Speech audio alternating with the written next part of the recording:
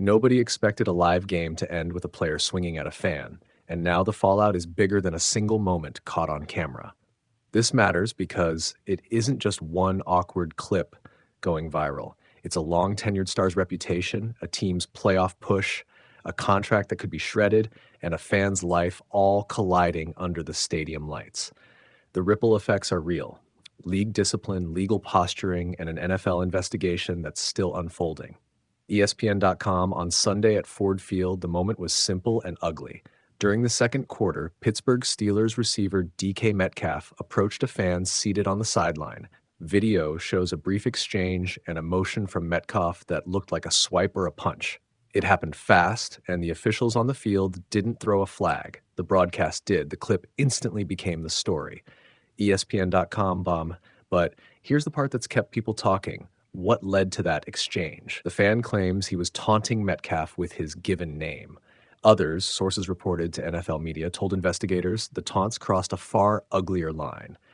Those allegations and the fans' categorical denials are the hidden thread that turns this from a sideline confrontation into a national conversation about fan behavior, race, and player safety. I'll pull that thread open in a minute. Yahoo Thethau Metcalf's teammates and coaches were forced to react the next day, like everyone else, through statements and guarded support. Mike Tomlin, while saying he didn't condone Metcalf's actions, also said he supports his player. That kind of comment matters. It signals how the locker room will move forward while the league and legal teams do theirs. Reuters, here's the part most fans didn't see in real time. The league's discipline process had already started before cameras stopped rolling. The NFL announced a suspension for Metcalf, 2 games, a punishment that carries immediate financial sting and playoff consequences for a Steelers team that still has a lot to play for. But the story doesn't end with the suspension notice. Metcalf appealed, and the appeal has its own drama. I'll get to the outcome of that appeal in a few minutes. ESPN.com.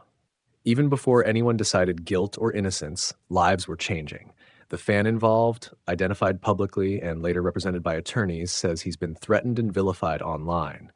He says he did not use racial slurs, and his lawyers have demanded the public stop repeating alleged quotes that they say are false. Meanwhile, sources told the league that Metcalf said he was responding to severe provocation, allegations the fan denies. That push-pull is exactly what makes the investigation so fraught. You have a beloved, visible athlete and a private citizen whose words and actions now live forever in slow-motion replays. Yahoo Thethau. Let's pause on the concrete stakes. Metcalf's 2-game ban means missing 2 critical regular season matchups, games that could decide playoff positioning. Financially, the suspension isn't trivial either. Reports indicate the punishment could void tens of millions in future guaranteed money in his contract if certain participation clauses are triggered. That's not just locker room drama. That's a career and a franchise's cap math on the line. I'll unpack the financial part after the next section. Reuters, there's also nuance in how the incident was handled live. Because officials didn't see the contact in real time, Metcalf wasn't penalized during the game. The league reviewed the footage afterward and issued discipline under its conduct policies. That post-game discipline route is what sparked debate among fans. Should broadcasters' angles dictate punishment, or should only what on-field officials see be the rule? That question sits at the heart of modern sports governance. NFL.com, now here's the deeper reveal I promised. The appeal. After Metcalf challenged the league's suspension, a hearing was held. The outcome? The appeal was denied. The 2-game suspension was upheld, meaning Metcalf will miss the Steelers' next 2 regular season games. That decision not only affects the field, but carries a direct financial blow, with estimates showing more than $45 million in future guarantees at risk if contractual participation requirements aren't met. Those figures transform this from an isolated incident into a potentially career-altering event. NFL.com. That upheld suspension also reframes the earlier debate. If the league concluded the physical act merited discipline after review, it forces teams, fans, and players to wrestle with the timeline of consequences: immediate, post-game review, appeal, and final ruling. For Pittsburgh, it means adjusting game plans without one of their top receivers for crunch time matchups. For Metcalf, it's a public record that will follow him in negotiations, in endorsements, and in the locker room. ESPN.com. What about the fan? The NFL and the Detroit Lions said they're reviewing whether the fan violated the stadium's code of conduct. The fan's attorney has publicly denied allegations that their client used racial or other hate-based slurs.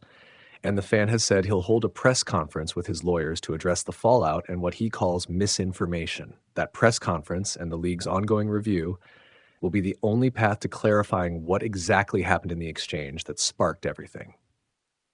Yahoo Tethao. So what are the bigger takeaways from a single ugly sideline moment? First, player safety and off-field accountability are in tension. Players are trained to compartmentalize abuse from the stands, but there's a limit.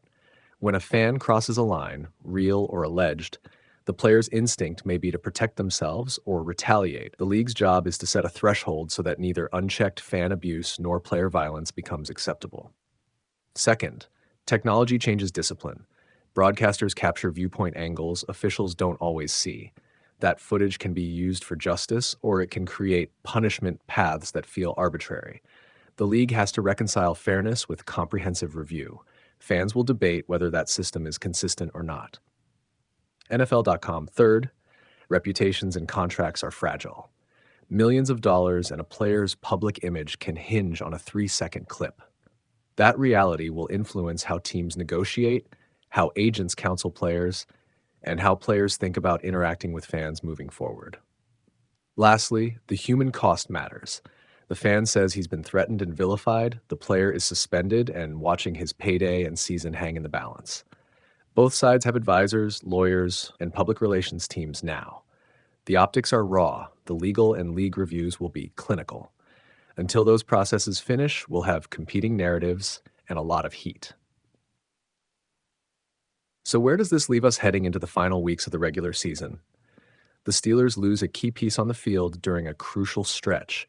The fan involved has promised to speak publicly with legal counsel. And the league has made clear that physical altercations with spectators will be punished after the fact, even if officials miss them in the moment. Those are the mechanics of the fallout, but the emotional arguments will linger far longer. Which matters more when the lights are brightest, the instinct to confront abuse or the responsibility every player has to keep the game safe and controlled? And beyond that, will the league's response here set a clearer standard for both fan behavior and player reactions, or will it just create more gray areas for the next viral moment to exploit? Nobody expected a live game to end with a player swinging at a fan, and now the fallout is bigger than a single moment caught on camera. This matters because it isn't just one awkward clip going viral. It's a long-tenured star's reputation, a team's playoff push, a contract that could be shredded, and a fan's life all colliding under the stadium lights. The ripple effects are real. League discipline, legal posturing, and an NFL investigation that's still unfolding. ESPN.com. On Sunday at Ford Field, the moment was simple and ugly. During the second quarter, Pittsburgh Steelers receiver DK